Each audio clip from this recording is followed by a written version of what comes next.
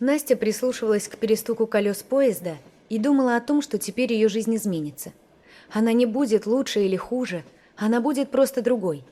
Месяц назад Насте исполнилось 19 лет, и ее любимый и единственный дед Андрей, с 5 лет воспитывавший ее, сказал: «Ну что, внученька, все, что мог, я тебе дал. Жить научил. Сама знаешь, каково мне с тобой расставаться. Однако и держать тебя в нашей лесной глуши я больше не хочу. Вот деньги. Я собрал тебе, на первое время хватит, а там уже видно будет». «Деда, ты что такое говоришь? Как же я тебя оставлю?» – испугалась Настя. «Не хочу я никуда уезжать. Разве нам плохо с тобой тут вдвоем?» «Хорошо, очень хорошо нам вместе. Но деревня есть деревня, а город есть город. Тебе мужа искать надо, семью свою заводить, деток рожать. А здесь у нас мужиков раз-два и обчелся. И те уже старики, можно сказать. Для тебя уж точно». «Дед, но ведь счастье не в семье и не в детях». «Да? А в чем же еще?»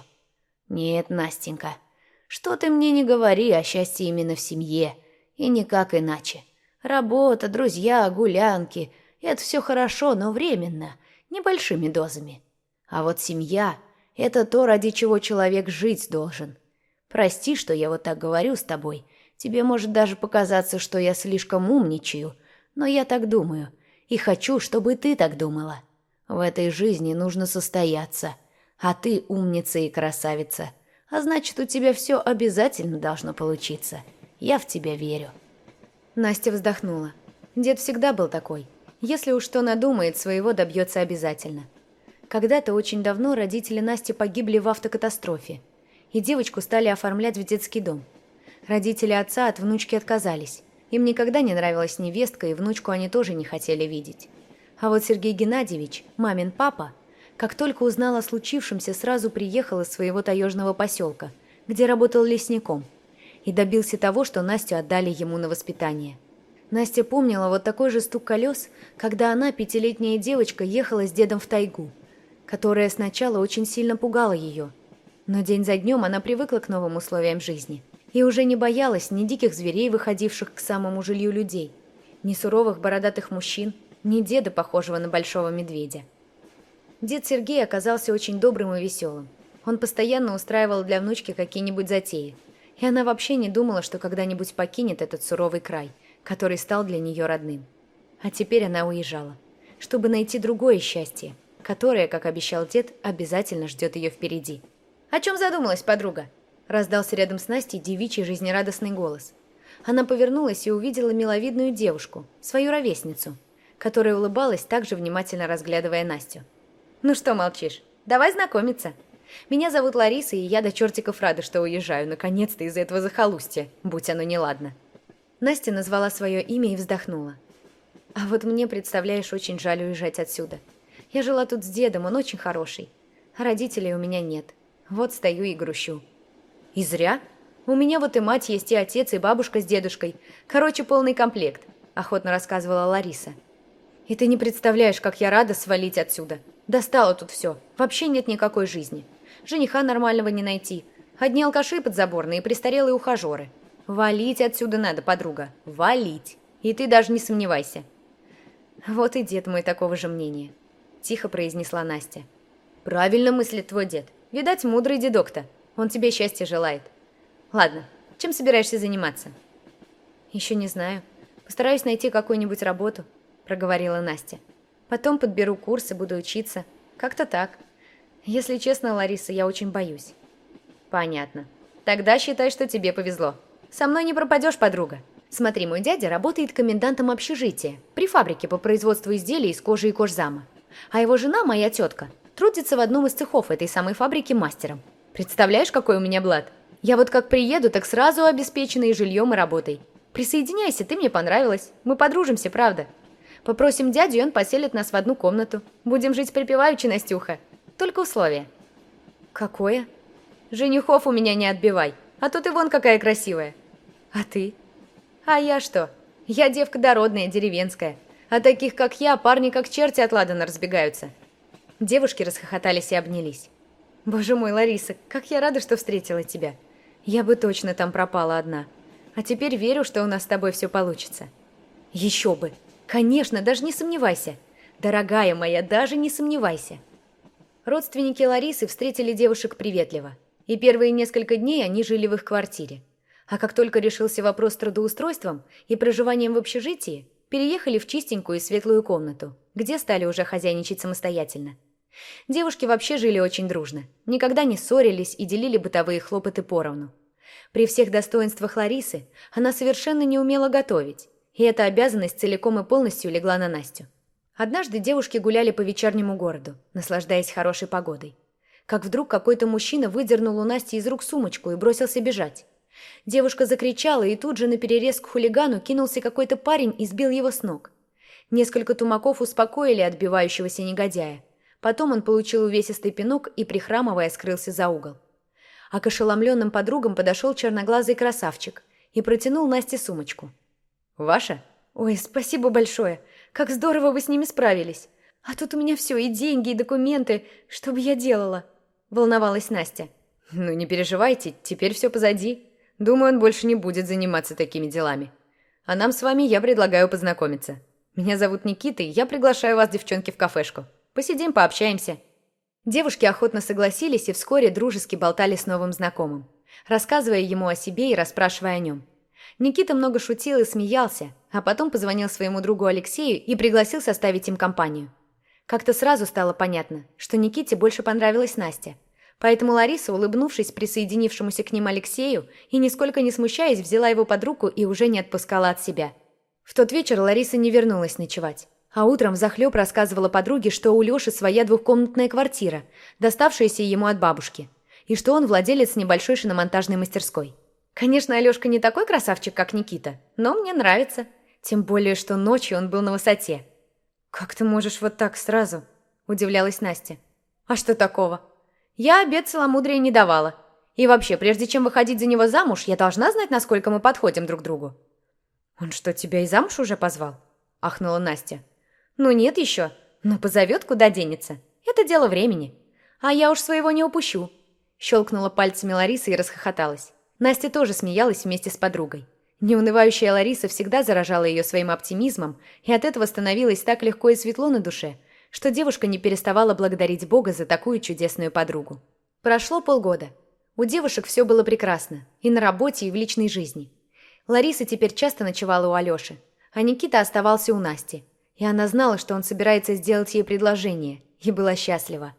Но все рухнуло в тот день, когда на пороге ее комнаты появилась ухоженная женщина в дорогой одежде и с перекошенным от гнева лицом. «Мой сын свадьбу отменил из-за тебя, стерва!» — кричала она на опешившую девушку.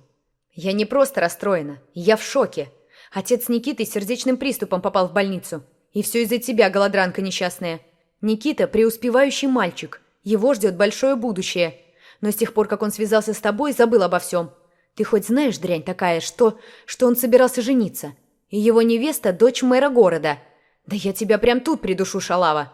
В общем так, гадина, если ты не исчезнешь из жизни моего сына, я разорву тебя своими же руками». Настя слушала мать Никиты, и каждое слово было для нее словно пощечина. Женщина давно ушла, хлопнув дверью, а Настя все стояла и не могла пошевелиться от пережитого шока.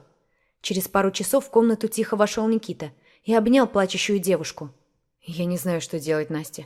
Мать просто в бешенстве, и отец тоже. Он вообще свалился с приступом. Я и не думал, что для них это все так серьезно. Понимаешь, они все всегда решали за меня. И невесту мне выбрали сами, даже не задумываясь, нравится она мне или нет. Богатый человек у них априори не может быть плохим. А вот бедные все поголовно сволочи.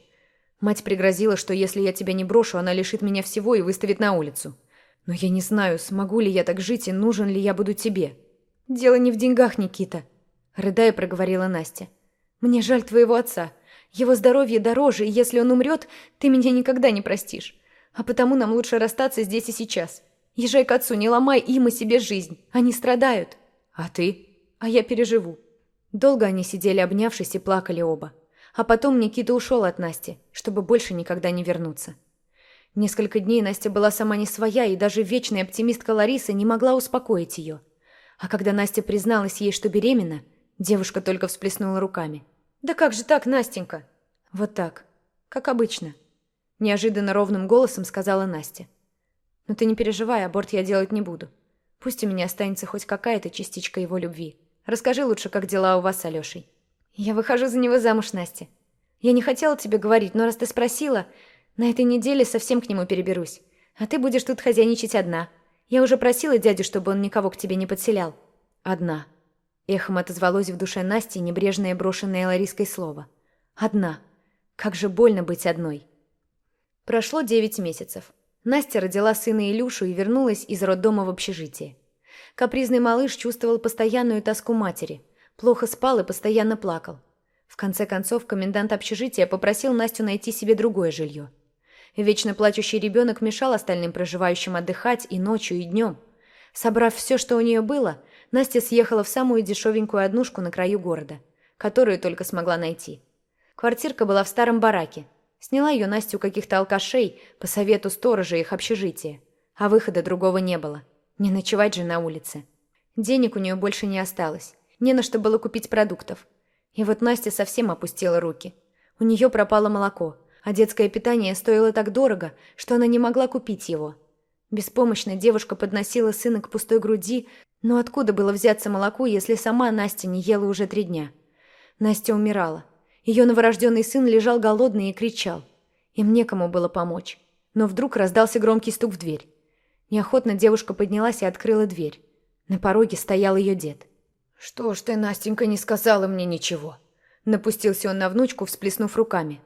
«Слава богу, твоя подруга Лариса мне написала. Адрес-то она не знала, ты ж не дала ей, запретила мне писать. Хорошо, что она знала название деревни. Вот на почту письмо прислала, а мне почтальонша и принесла. Господи, да что же это у тебя тут происходит?» «Дедушка, я умереть хочу. У меня беда, страшная беда». «Ну, будет, дочка, будет. Ишь ты чего удумала? Беда у нее. Ты беды, дочка, не видела, и слава богу». «Нет, милая моя, тебе вон о ком заботиться надо. А ну-ка, давай, садись. Сейчас я тебя кормить буду. А это смесь я для правнучка купил. Тут вот все, и бутылочки, и памперсы. Это ж кто тебя научил руки-то опускать? Я тебя такому не учил. Ай-яй-яй». Целую неделю дед Сергей выхаживал внучку Настю и правнучка Илюшку. А когда они окрепли, увез их домой, в свою деревеньку. Там Настя совсем отошла. Снова похорошела, поправилась, научилась радоваться жизни и своему сыночку. А потом случилось настоящее чудо. Однажды возле их дома остановилась машина, и оттуда вышел Никита. Он решительно направился к дому, а когда увидел Настю, упал перед ней на колени и стал просить прощения за все. «Я отказался от всех, уехал, и больше туда не вернусь. Я хочу жить с тобой и нашим сыном. Я люблю вас и никогда больше не оставлю. Ты простишь меня, любимая моя?» «Как ты узнал, что я здесь?» – спросила Настя. «Я искал тебя в городе, но ты уехала. Лариса подсказала мне твой адрес. Она, кстати, Алёшке двойню родила. И обещала, как только дети подрастут, приехать в гости. А теперь покажи мне моего сына. Я так хочу его видеть». Дед Сергей, как увидел Никиту, так и засиял от радости. «Неужели смог оторваться от мамкиной юбки? Неужели решился?» – подшучивал он над Никитой. «Смог, дедушка Сережа. Ради Насти и сына я все что угодно смогу». «Вот это правильные слова. Слова мужчины. Хороший ты парень, Никита. Принимаем тебя в нашу семью». Старик улыбнулся и похлопал парня по плечу. Так Никита остался с новой семьей. Вместе с дедом Сергеем он занялся фермерством, и их дело быстро стало набирать обороты. А когда же малышу исполнился год, в их дом пришли новые гости – отец и мать Никиты. Они попросили прощения и умоляли разрешить им увидеть внука. Настя не стала вспоминать причиненное ей зло и улыбнулась им. Любовь победила, и Настя была этому очень рада. А большая семья – это счастье, ведь так всегда говорил ее любимый, мудрый дед.